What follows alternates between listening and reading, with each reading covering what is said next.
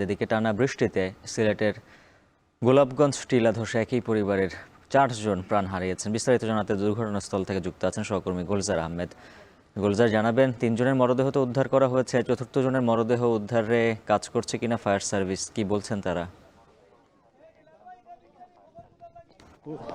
উজ্জ্বল, দেখুন আজকে যে সিলেটের গোলাপগঞ্জের যে লক্ষ্মীনাবন্দ এলাকার রয়েছে বক্তিয়ার ঘাট, এই এলাকায় একটি বাসা বাড়িতে আসলে পাহাড় ধসের ঘটনা ঘটেছে। আমরা এই মুহূর্তে এখানে রয়েছি।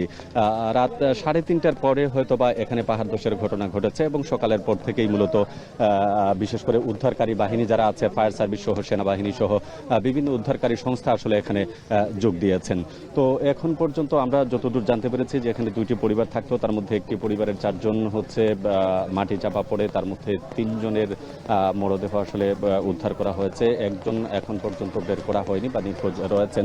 তো স্থানীয়রা বলছেন যে এখানে যে পাহাড়ি অঞ্চলে যে সকল মানুষ বসবাস করেন, এই বৃষ্টির মৌসুমে আসলেই আসলে প্রতি বছরই সিলেটের কোনো না কোনো উপজেলাতে বা কোনো এলাকায় এরকম ঘটনা ঘটে থাকে। আজকে আসলে সিলেটের যে গোলাপগঞ্জ উপজেলার লক্ষ্মীনাবন্ধের জন্য আসলে ভোরের সকালটা অনেকটাই দুঃসংবাদ বয়ান এই পাহাড় ধসের ঘটনা। আমরা দেখতে পাচ্ছি যে একতলা ঘর, যেটি হচ্ছে উপরে টিন শেড, পিছনে পাহাড় থাকায় পাহাড়টা পুরোপুরি পিছন দিক থেকে একদম ঢলে পড়েছে এবং সাথে সাথে আসলে এখানে মাটি চাপা পড়েছেন অনেকেই। তবে এখনো উদ্ধার কার্যক্রম শেষ হয়নি। আমরা দেখতে পাচ্ছি যে ফায়ার সার্ভিস, পুলিশ প্রশাসন, উপজেলা প্রশাসন এবং বাংলাদেশ সেনাবাহিনীর সদস্য যারা আছেন তারাও কিন্তু এখানে এসে এই উদ্ধার তৎপরতায় অংশ নিয়েছেন এবং বৃষ্টি থাকায় অর্থাৎ আবহাওয়া যে দুর্যোগপূর্ণ আবহাওয়া হওয়ায় উদ্ধার কাজে কিছুটা আসলে ব্যাঘাত হচ্ছে এবং এই ব্যাঘাত হওয়াটাই আসলে স্বাভাবিক, যেহেতু মানে মাটি নরম এবং পাহাড়ের মাটিটা ঢলে পড়েছে একদম পুরো বিল্ডিং এর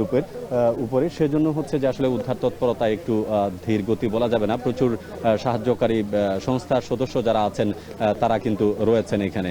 তো এখানে আমরা আসলে কথা বলার মতো সুযোগ এখনো পাইনি, যেহেতু ফায়ার সার্ভিসের উদ্ধার তৎপরতা এখানে আছে এবং আমরা দেখতে পাচ্ছি অন্যান্য স্থানীয়রাও কিন্তু এইখানে এসে অংশগ্রহণ করেছেন এবং উদ্ধার তৎপরতায় সহযোগিতা করছেন। তো এখন পর্যন্ত যদি আমরা দেখি যে পরিবার আপনার আমার ভাই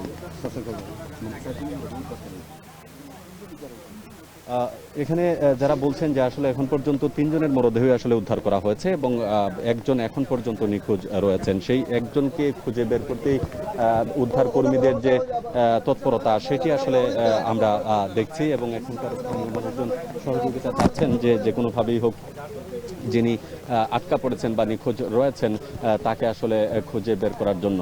তো এটি গতকালকেও আমরা দেখেছিলাম সিলেটের যে বিয়ানীবাজার উপজেলায়, সেখানে বিকেলে পাহাড় ধসের ঘটনা ঘটেছিল, যদিও সেখানে হতাহতের কোনো ঘটনা ঘটেনি। তারপরে উপজেলা প্রশাসন থেকে একটি সতর্কবার্তা জারি করা হয়েছিল যে যারা পাহাড়ের পাদদেশে বসবাস করেন সে সকল পরিবারের সদস্যরা তারা যাতে সতর্ক থেকে তারা যাতে জায়গা থেকে সরে যান। এমনকি সিলেট জেলা প্রশাসনের পক্ষ থেকে প্রত্যেকটি উপজেলা প্রশাসনের বার্তা পৌঁছে দেওয়া হয়েছে। জেলা প্রশাসনের যে কন্ট্রোল রুম বা সিটি কর্পোরেশনের যে কন্ট্রোল রুম, সেখান থেকে আসলে নির্দেশনা দেওয়া হয়েছে যে যেহেতু এই 2-3 দিন ভারী বৃষ্টিপাত হওয়ার সম্ভাবনা আগে জানিয়েছে আবহাওয়া অধিদপ্তর এবং পানি উন্নয়ন বোর্ড, বলছে যেহেতু পাহাড়ি ঢল অব্যাহত থাকবে, সুতরাং সবকিছু বিবেচনায় এমন সময়টাতে যে পাহাড়ি পাদদেশে যারা বসবাস করেন তাদের সতর্কতা থাকার জন্য জানানো হয়েছিল। কিন্তু আসলে কার্যত এরকম ঘটনা প্রায়ই কিন্তু ঘটে থাকে। গত বছরে এর ব্যতিক্রম ছিল না, এবার শুরু হলো এই সিলেটের প্রথম যে এই মৌসুমের আসলে পাহাড় ধসের ঘটনা এটি। এবং আমরা যতটুকু জানতে পেরেছি এখানে 2টি পরিবারের সদস্যরা বসবাস করতেন এবং একটি পরিবারের 4 জনই আসলে নিহত হয়েছেন, তার মধ্যে 3 জনের মরদেহ আসলে উদ্ধার করা হয়েছে। তো এখানে যেহেতু একটি প্রত্যন্ত এলাকা এবং এখানে আসলে উদ্ধারকর্মী যারা আছেন পাহাড় ধস ঘটনার পর তারা খবর পাওয়ার পর অনেকেই গোলাপগঞ্জ উপজেলার যে ফায়ার সার্ভিস তারা আসতে পারেনি, পরবর্তীতে সেন্ট্রাল যেটি আছে সিলেটের ফায়ার সার্ভিস কন্ট্রোল রুমে তারা যোগাযোগ করে সেখান থেকে ভিন্ন রাস্তা হয়ে তারা এখানে আসেন। যেহেতু রাস্তা একটু দুর্গম ছিল এর জন্য উদ্ধারকর্মীরা আসতেও ভোর হয়েছে, সেই ভোর থেকে উদ্ধার তৎপরতা শুরু হয়েছে। যেহেতু বাসাটা একদম ভেবে গেছে বা মাটির নিচে পিছনের অংশ পুরোটাই চাপা পড়েছে, যার জন্য যিনি নিখোঁজ রয়েছেন বা আটকা রয়েছে তাকে আসলে উদ্ধারের চেষ্টা চলছে।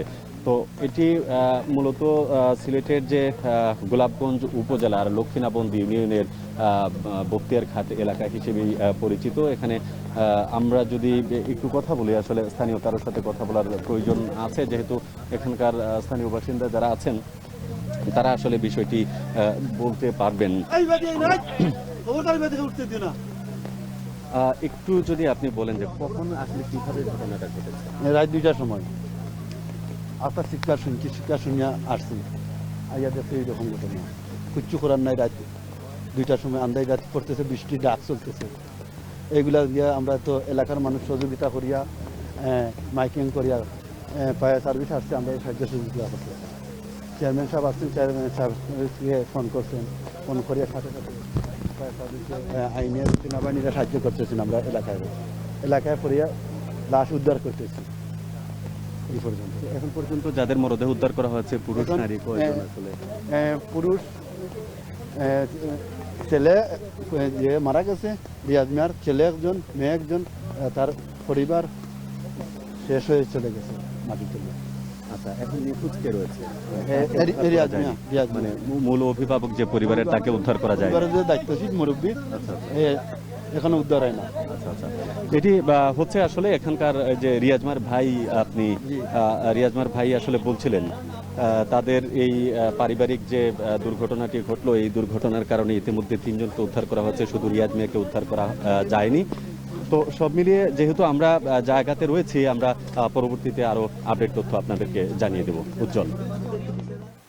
সিলেট থেকে পাহাড় ধসের খবর জানাচ্ছিলেন সহকর্মী গুলজার আহমেদ।